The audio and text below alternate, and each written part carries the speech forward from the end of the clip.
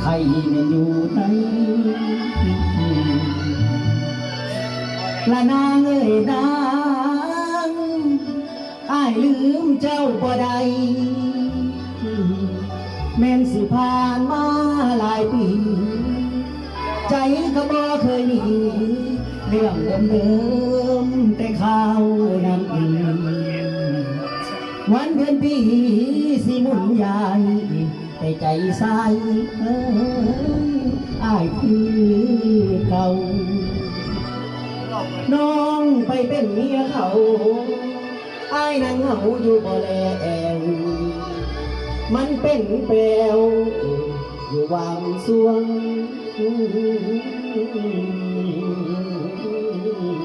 เดโน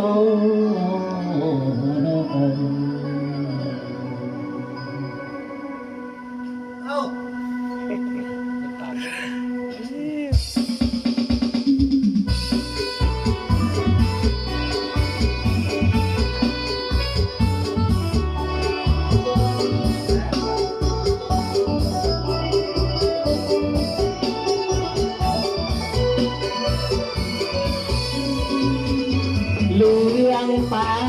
ที่ดินอ่านบ่กินข้าวปลาอาหารตั้งแต่น้องไปแต่งงาน